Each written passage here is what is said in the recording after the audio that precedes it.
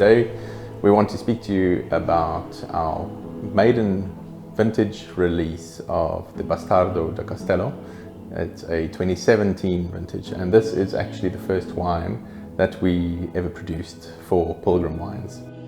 It's a very interesting cultivar. It originates in the Jura Valley in France, and it is usually blended with Pinot Noir, but sometimes it is made also as a Trousseau on its own. That's what it's known as in France.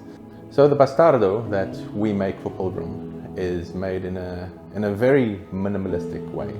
We don't use a lot of equipment, a lot of pumps, a lot of additives, chemicals. All of these wines are unfiltered and unfined. That in itself imparts a much better authenticity to the wine. The way that we made the Bastardo is by crushing the grapes, a whole bunch, in a crate, and my children's feet did that. It all adds to the flavor at the end of the day. Something that for me was unfortunately a non-negotiable was to add a little bit of sulfur dioxide so that you could preserve the wine for longer, and there wasn't any premature aging of the wine down the line. We want this wine to be as fresh as possible and as natural as possible to you guys without spoiling it by not adding stuff that actually needs to be there. The wine itself is bottled by hand and then also corked by hand, bottle for bottle.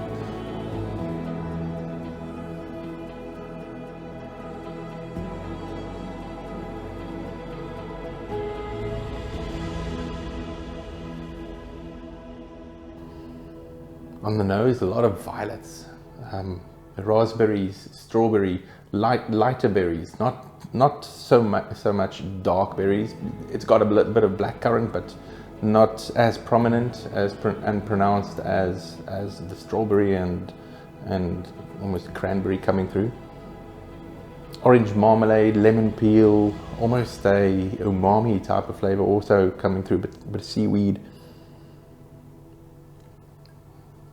Meat, bit of cheese. It's just so many different other flavors that you not usually get on a standard Cabernet or a Merlot. It's just such an interesting varietal. The venison, herbs and spices, black pepper, thyme, lavender, sumac.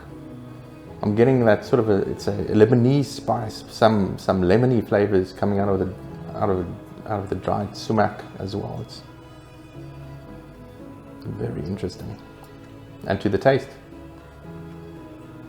also quite tart in a good sense. There's that deep cherry tartness. It just invigorates the palate. It's got some nice fine tannins, very polished. Really some interesting flavors as well. Also a lot of spices, coriander, black pepper, ground pepper, and sweetness. And then all those berry flavors, the cherries coming through, giving you the tartness kick at the end. It's definitely a wine that can age. There's a nice fine grip on the palate in terms of palate weight and tannin structure.